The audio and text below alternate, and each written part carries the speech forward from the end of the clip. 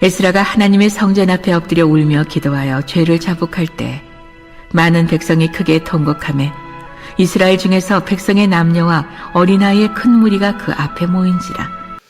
오늘 우리가 읽은 말씀을 보면 한 명의 지도자의 처절한 회개의 고백은 모든 공동체를 살리는 시작이 되는 것을 보게 됩니다.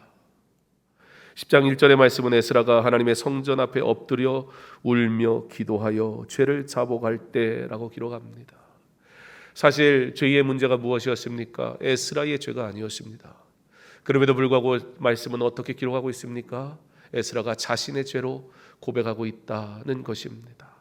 그가 눈물로 하나님 앞에 죄를 회개할 때에 많은 백성이 크게 통곡합니다. 그러나 여기에서 우리가 조금 잘 보면서 기억하면서 봐야 할 말씀이 있습니다. 무슨 얘기냐면 많은 백성이라는 겁니다. 우리는 많다는 것에 주로 주목하고는 합니다. 그러나 많다는 얘기는 무엇입니까? 그런 중에도 회개하지 않던 자들이 있더라는 이야기이기도 합니다.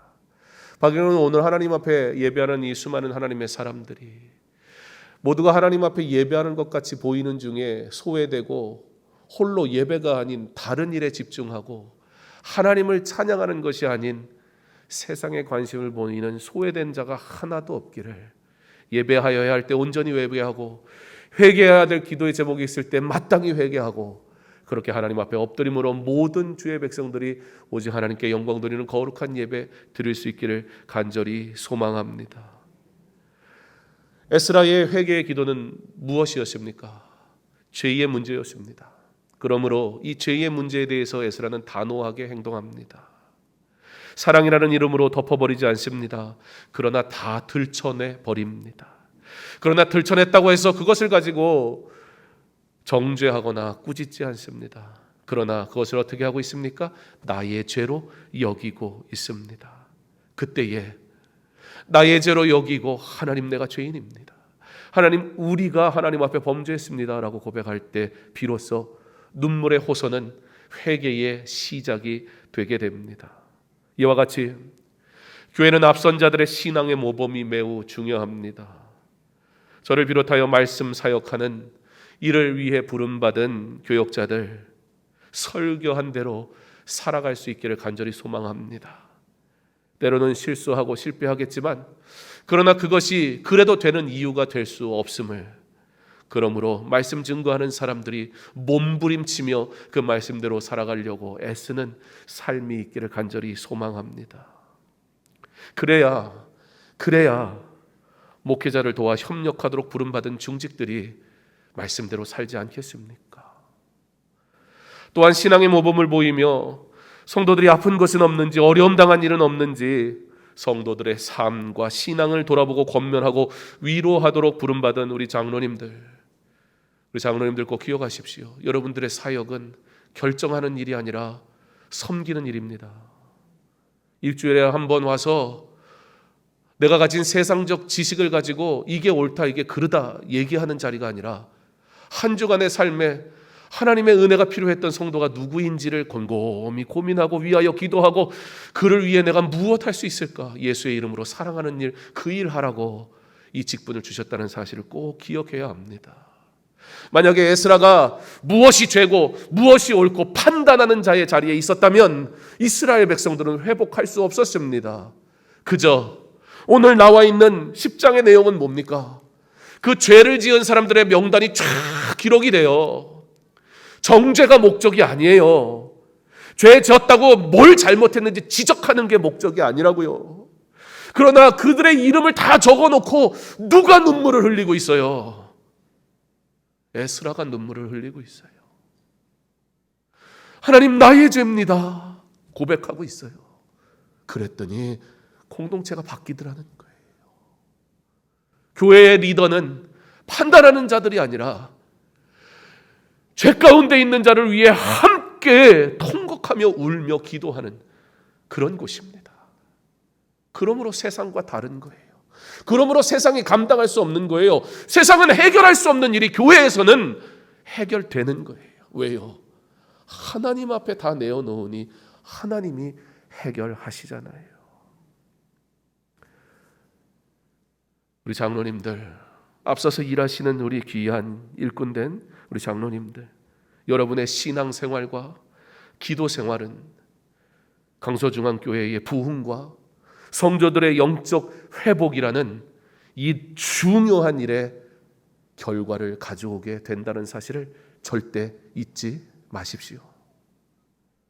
리더 에스라의 결단과 백성들의 엎드림은 회개운동의 시작이 되게 됩니다. 더 이상 누가 무엇을 잘못했네, 더 이상 누가 옳으네 그르네 얘기할 사람이 없어요. 모두가 하나님 앞에 죄인일 뿐이에요. 누구 탓을 하지 않습니다. 이것만 해결되면 할 수 있다는 핑계거리가 존재하지 않습니다. 그 모든 죄의 문제는 나로부터 시작됐으니까요. 자, 이렇게 되니까 행동이 쉬워지더라는 거예요. 우리가 하나님의 말씀을 모르는 게 아니잖아요. 우리가 하나님이 명령하시는 것이 무엇인지 알지 못하기 때문에 안 하는 것이 아니잖아요. 사실 알지만 결단해보지만 행동으로 이어지지가 않거든요. 근데 그게 나의 죄라고 고백하는 순간 급해지는 거예요. 안 할 이유가 없는 거예요. 그러므로 무엇을 하게 됩니까? 이제 그들의 문제가 무엇인지를 명확하게 파악합니다. 바로 이방 여인과의 결혼, 이게 문제였잖아요. 하나님이 율법으로 금한 것이니까. 회개운동이 시작되니까 단호하게 대처하고 결단을 내리고 행동을 하게 됩니다. 그래서 조사를 하는 거예요. 그 내용이 오늘 우리가 읽은 에스라 10장의 말씀입니다. 교회가 예배와 말씀과 기도의 회복을 지금 간절히 원하고 있습니다. 영적 리더로 부름받은 교역자들 당연히 그러한 일을 위해 애쓰는 것이고, 강서중앙교회 회복과 부흥을 위해 주님께서 평신도 리더로 부르신 우리 장로님들, 안수 집사님들, 그리고 권사님들, 바로 여러분들의 신앙의 삶이 이제 이후의 교회의 부흥과 회복의 아주 중요한 열쇠라는 것을 꼭 기억하시기를 부탁을 드립니다. 최선을 다하여 예배의 자리를 지키고 기도하며 성도들에게 모범을 보여주시기를 부탁을 드립니다. 왜냐하면 오늘 말씀을 보면 나 하나의 문제가 나 하나의 문제로 끝나지 않더라는 거예요. 오른발이 오른쪽으로 가겠다 하고 왼발이 왼쪽으로 가겠다는 건 자유일 수 있지만, 그래서 오른발은 오른쪽으로 가고 왼발은 왼쪽으로 가면 누가 아파요? 가랑이 찢어지는 거예요. 나는 내 뜻대로 했는데 그게 무슨 상관이냐? 이것은 공동체이기 때문에 그렇게 끝나지가 않아요. 나의 연약함은 모든 성도가 같이 아파하게 된다는 사실을 꼭 기억하며, 나의 행동 하나, 신앙의 삶의 자리 하나 하나님 앞에서 온전하기를. 그러나 이 사실은 또 어떠한 은혜가 그 안에 있습니까? 그러므로 내가 연약할 때 나를 홀로 두지 않고 이 모든 공동체가 한 마음으로 하나님께 기도하며 품어준다는 이 은혜와 사랑을 기대하며, 그러므로 이 믿음의 공동체 안에 있기를 기뻐하는 저와 여러분의 삶이 되기를 소망합니다. 하나님이 주신 직분, 바라기는 그 직분이 이름으로만 존재하지 않기를 바랍니다. 오늘 이름이 많이 나오거든요. 이방인과 결혼한 이들 약 110명 정도가 나옵니다. 말씀이 쫙 이름이 기록되는데, 여러분 이 이름 왜 기록된 거예요? 지금 잘못한 사람 이름을 기록한 거라고요. 만약에 어떠한 죄에 대해서, 자, 이 죄를 지은 사람 한 주간 그리스도인이라는 이름을 가지고 있으면서 이 죄를 짓고 산 사람 이름 좀 적어봅시다.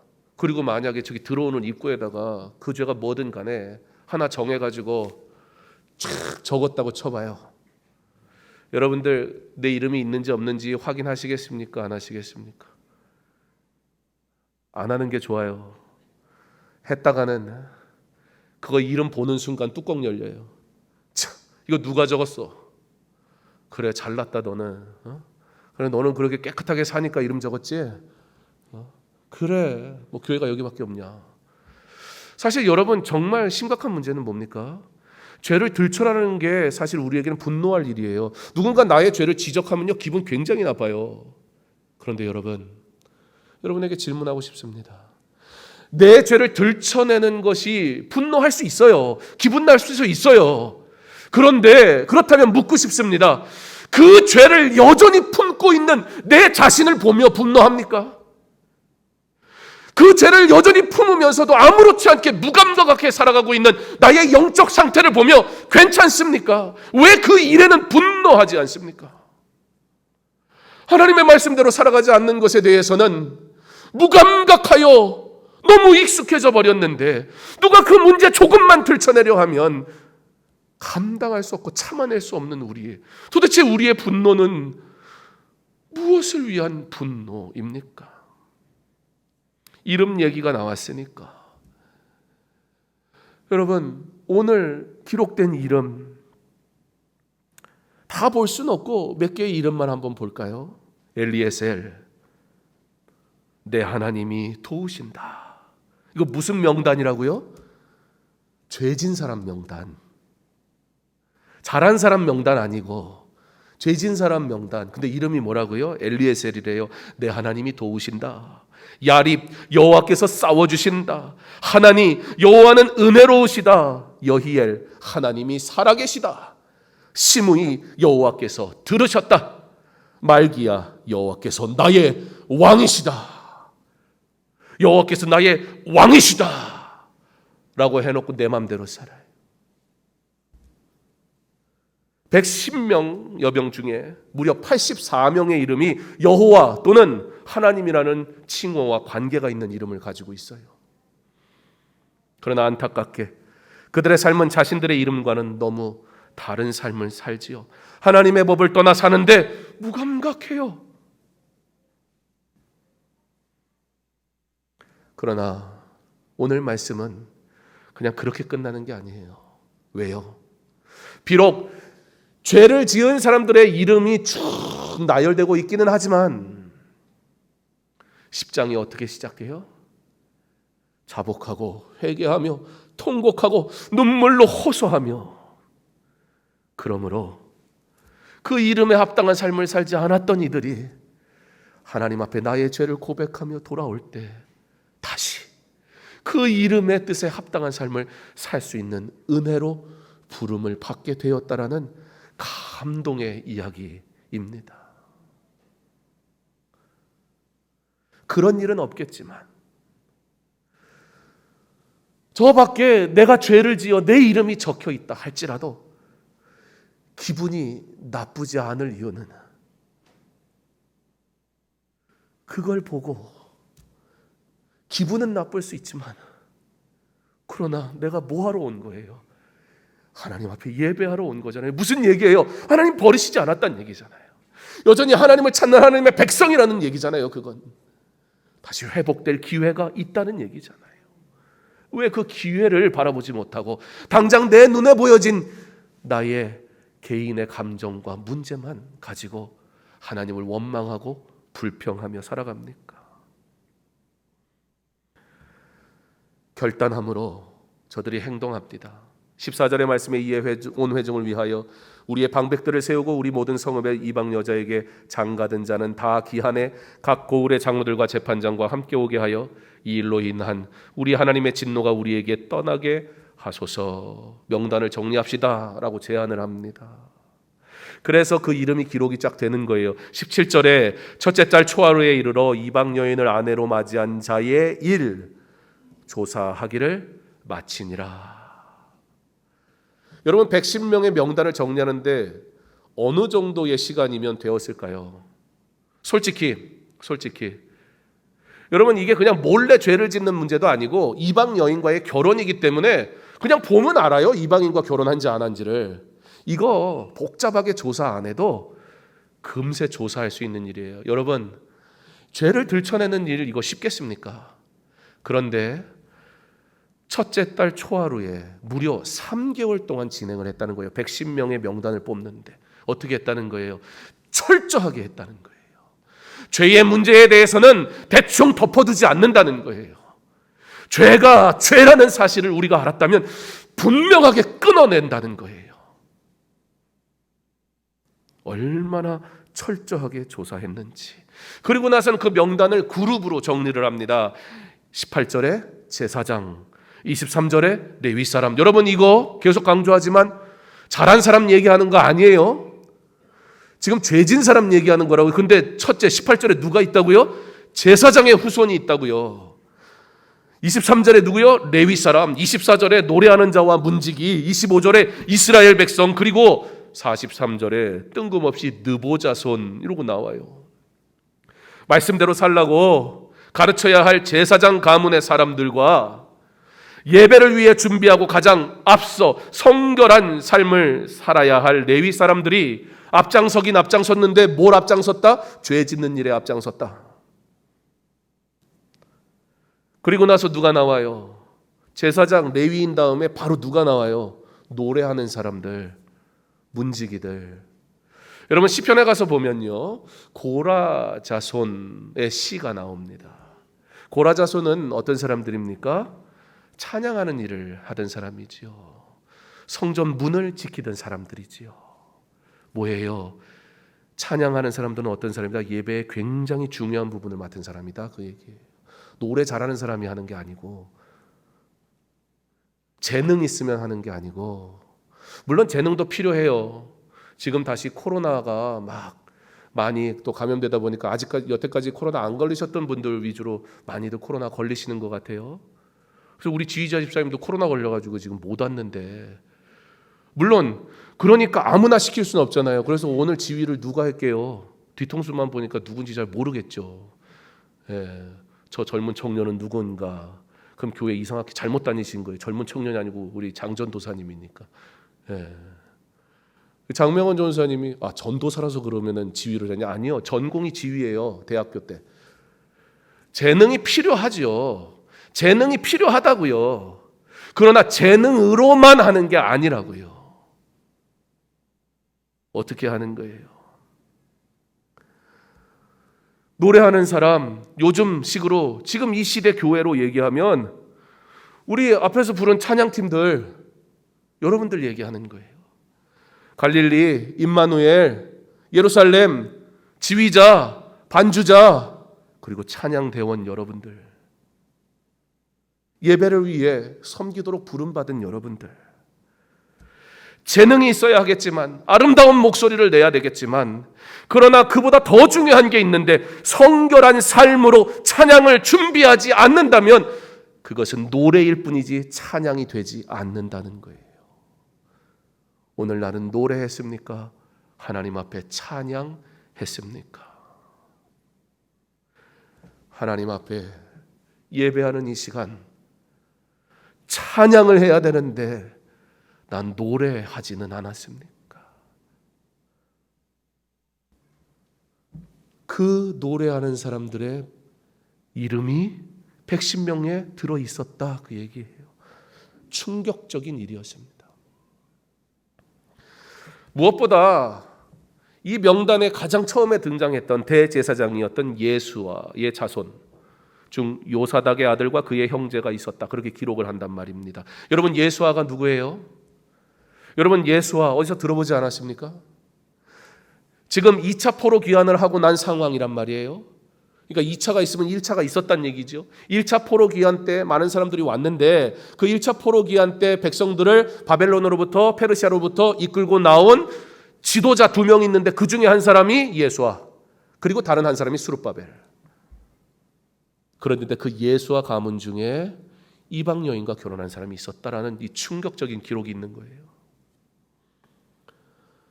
지도자가 바르게 서지 않으니 온 백성과 나라가 신음을 합니다.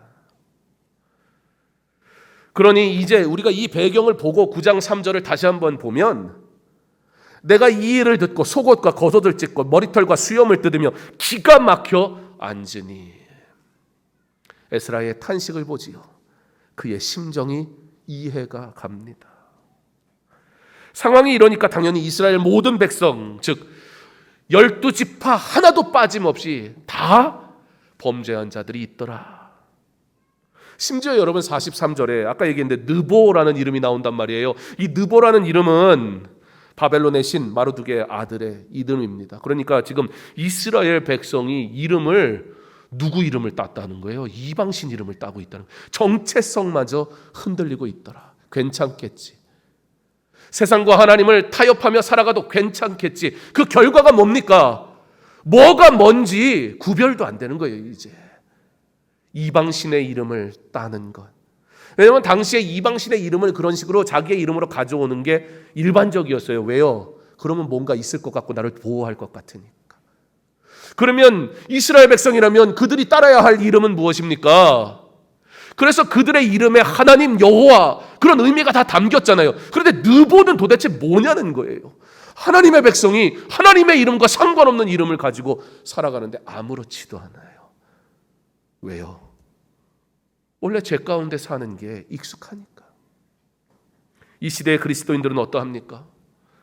하나님의 자녀로 경건함과 구별됨에 대해 무감각해져 있지는 않습니까? 하나님의 백성이 세상의 것을 취하고 누리는데 전혀 어색하지 않게 살아가고 있습니다. 회복을 우리가 말하긴 하지만 정작 나의 죄를 하나님 앞에 내려놓고 통곡하며 회개하려 하지는 않습니다. 우리가 갈망해야 할 것이 하나님의 거룩한 백성으로의 회복이어야 함에도 불구하고 온통 나의 필요와 나의 욕망을 위한 회복을 구할 뿐이니 기가 막힐 일입니다. 그런데 오늘 본문 말씀은 사실 우리에게 굉장히 불편하게 들리는 말씀입니다. 그리고 오늘 본문 말씀을 이 시대의 현대인이 읽고 있노라면 하나님은 사랑이 없다, 하나님은 너무 가혹하다라고 사실은 느껴지기조차 할 것입니다. 왜요? 왜 그렇습니까? 여러분, 에스라서를 설교할 테니 이제 한 주간 꼭 한 장씩 읽고 와주십시오라고 부탁을 드렸는데 지난 한 주간 10장을 읽고 오셨나요?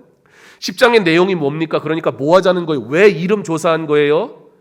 너 잘못했어 라고 그냥 이름 지적하고 막 사람들에게 들춰내는 게 목적이에요? 아니요. 그러므로 죄를 끊어내는 게 목적이었어요. 그러면 죄를 끊어내는 건 무엇이었어요? 바로 이방 여인인 아내와 자식을 보내는 것이에요. 그 나라로. 어떤 이들은 그래서 에스라 10장을 보면 하나님의 사랑을 볼 수가 없다, 어떻게 이렇게 가혹하냐 라고까지 말하기도 합니다. 여러분은 어떻게 이해하시겠습니까? 그 과정이 결코 쉽지 않았을 것입니다. 어떤 사람이 자기의 사랑하는 아내와 자식을 끊어내고 떠나보내는데 아무렇지 않을 사람이 있겠습니까? 하나님의 백성의 거룩성을 회복하기 위해 지금 그들이 무엇을 하고 있다는 거예요? 가슴이 찢어지는 헤어짐을 맞이하고 있다는 겁니다. 어떻게 하나님이 이런 일을 행동하실 수 있었지? 라는 관점이 아니라 지금 이와 같은 일들을 요구하시는 하나님의 요구 앞에 행동하는 그들의 모습을 보면서 회개와 결단은 이와 같이 아픔이 수반된다라는 사실을 우리로 생각하게 합니다. 너무 쉽게 회개하지 않습니까? 내가 원한 잘못된 선택에 대해 하나님 앞에 나의 죄를 고백했으니 나는 이제 할렐루야 하나님이 알아서 하시겠지, 무책임해지고 있지는 않습니까? 그러니까 도무지 그 죄로부터 벗어나질 못하는 거예요. 10장의 내용이 이와 같이 끝납니다. 그러니까 에스라서가 이렇게 끝나버리니까 좀 황당해요. 뭐지? 뭐 어쩌란 얘기야. 그래서 에스라서를 좀 제대로 읽으셨으면 이래가지고는 안 되는데 그래도 뭔가 해피엔딩으로 끝나든지 뭐 어떻게 하라든지 뭐가 나와야 되는데, 여러분 에스라서가 이렇게 끝나지만 사실 끝이 아닙니다. 왜냐하면 원래 에스라서는 어떤 성경책과 한 권이에요? 느헤미야서와 한 권이기 때문입니다. 무슨 얘기냐? 에스라 초반에 성전을 재건하는, 그래서 이스라엘의 땅의 회복이 이루어진 다음엔 두 번째 에스라를 통해서 율법의 회복이 이루어진단 말이에요. 그리고 율법의 회복의 절정은 무엇이었어요? 온전한 회개. 이 온전한 회개가 있어야 느헤미야서가 가능한 거예요. 그러니까 어설프게 끝난 게 아니라 앞으로 느헤미야의 사역을 통해 이루어지실 하나님의 회복을 위하여 반드시 선행되어져야 했었던 일이 무엇이냐? 바로 회개라는 것이었습니다. 뼈를 깎는 회개를 통해 성벽을 재건하며 참된 회복으로 나아가게 하시는 시작을 보여줍니다. 여러분, 이걸 만약에 하지 않았으면 여러분들이 이제 느헤미야서는 개인적으로 좀 읽어보세요. 성벽을 재건하는데 이방 나라에서 방해를 해요. 어떻게 보면 저 같아도 복수할 것 같아요. 왜? 내 딸이 소방 맞고 왔잖아요. 이런 나쁜 놈들. 성벽 짓기 전에 복수해야겠다. 사실 이런 문제들이 두려워서 아이고 회개하고는 싶은데 그거 했다가 감당을 못 하겠는 거예요. 그러니까 어떻게 해요? 자꾸 묻어버리는 거예요. 그러나 처절한 회개는 오히려 그런 문제를 넘어서 하나님의 일하심을 경험하게 됩니다. 성벽이 하나님의 은혜 가운데 완공되잖아요. 그게 느헤미야서잖아요. 에스라서에 대한 이해가 없이 느헤미야서를 이해할 수가 없어요. 말씀에 대한 이해가 없이 신앙생활 할 수 없다고요. 성경을 바르게 알지 못하는데 설교가 들리기가 어려워요. 하나님의 말씀을 알려고 하지 않는데 신앙이 자랄 수 없어요. 시간이 지났으니까 그런 사람이 되는 게 아니에요. 오늘 말씀은 무엇을 강조합니까? 거룩함을 강조하고 있습니다. 거룩함은 뼈를 깎는 눈물의 여정이 있을 수 있다는 거예요. 그럼에도 불구하고 이 거룩을 위해 우리가 살아야 한다는 것입니다. 그럼에도 불구하고 사실 그러면 이 말씀을 도대체 어떻게 적용하라는 거야? 고민스러워져요. 왜냐하면 우리의 문제일 수 있어요. 오늘 이 말씀은요, 우리의 문제일 수 있어요. 믿지 않는 배우자를 가진 나. 사실 이 시대에 사는 수많은 그리스도인들의 문제일 수 있다고요. 그럼 어떻게 해야 되는 거예요? 지금 이 말씀대로 해야 하라는 얘기예요. 성경은 우리에게 답을 주고 있습니까? 예, 주고 있습니다. 여러분, 말씀은 말씀으로 해석을 해야 돼요. 내 상식이나 내가 바라는 방식이나 이 시대의 어떤 개념으로 성경을 이해하려고 하면 괴로워요.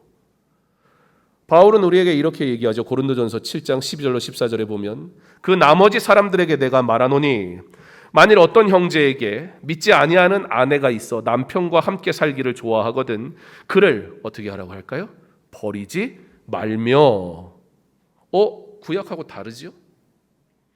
어떤 여자에게 믿지 아니하는 남편이 있어 아내와 함께 살기를 좋아하거든 그 남편을 버리지 말라. 근데 버리지 말라는 이유가 있어요. 행동에는 반드시 분명한 목적과 이유가 있어야 돼요. 그리고 그 목적과 이유는 어디로부터 와야 돼요? 하나님의 말씀으로부터 와야 돼요. 내 상식이나 내 바램이 아니라. 이거 봐, 신약 성경에 보니까 안 해도 된다고 그랬잖아. 이건 성경을 이용하는 거예요. 그럼 구약 성경이 틀린 게 되는 거잖아요.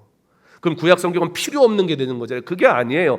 오늘 이 말씀이나 고린도전서의 말씀이나 지금 에스라서 10장의 말씀이나 모두 무엇을 강조하고 있습니까? 거룩을 강조하고 있습니다. 함께 보지요. 한번 제가 읽겠습니다. 자, 남편이 아내로 믿지 아니하는 남편이 아내로 말미암아 거룩하게 되고 믿지 아니하는 아내가 남편으로 말미암아 거룩하게 되나니 그렇지 아니하면 너희 자녀도 깨끗하지 못하니라. 그러나 이제 거룩하라. 헤어지지 말라는 이유가 무엇입니까? 거룩이에요. 오늘 에스라 10장에 헤어지라는 이유가 무엇입니까? 거룩이에요. 하나님이 우리에게 요구하시는 것이 무엇입니까? 거룩이에요. 하나님이 우리에게 무엇을 하라고 하셨어. 하나님이 우리에게 무엇을 하지 말라고 하셨어. 그것을 가지고 했다 안 했다로 나의 의의가 드러나고 또는 하나님 믿는 게 괴로운 삶이 아니라 하나님이 우리에게 요구하시는 것은 내가 거룩하니 너희도 거룩하라. 왜냐하면 그 거룩함이 온전히 하나님의 백성으로 살게 하기 때문입니다. 그 거룩함을 소유할 때 비로소 내가 하나님의 자녀됨에 참 기쁨을 누릴 수 있기 때문입니다. 그 거룩함을 따라 살아가는 나, 그러므로 세상이 이길 감당할 수 없는 힘을 가지게 되는 겁니다. 그 거룩함이 내게 있기에 비록 내가 세상의 권세나 대단한 실력과 학력 없어도 하나님의 영광을 위해 일할 일꾼으로 사용받을 수 있는 것입니다. 더군다나 이 고린도전서의 말씀을 보면 사실 더 어려운 내용이에요. 그냥 대충 내가 원하는 바대로 하면 구약 성경은 하나님의 사랑이 없고 신약 성경은 은혜고 뭐 이런 식으로 해석이 될지 모르겠지만 여러분 이걸 가만히 들여다보세요. 내가 원하여 불신자와 결혼을 하였다면 뭐 하라는 거예요?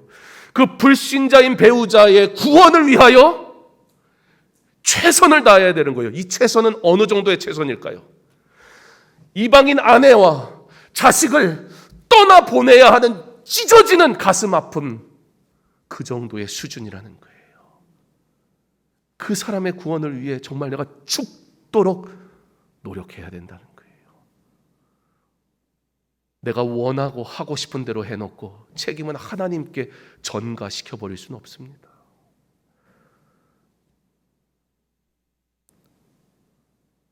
눈물이 수반되지 않고 어찌 주의 일을 하겠습니까? 눈물의 기도가 없이 어찌 사명을 감당할 수 있겠습니까? 자녀와 헤어지는 것보다 더 큰 어려움을 감수하기로 결단하지 않고서는 불신자와의 결혼이 쉽지가 않다는 거예요. 그래서 불신자와의 결혼을 내 마음을 따라 쉽게 결정해서는 안 될 일입니다. 왜 했느냐 이렇게 정죄해서도 안 될 일이에요. 그에게 주어진 사명이 있으니 그때 어떻게 해야 돼요? 그 사람만의 문제로 여기지 말고 우리 모든 교회가 그 가정이 믿음의 가정 되기 위해 함께 못해라? 울어라. 그들의 문제로만 여길 것이 아니라 함께 나의 문제로 여겨라.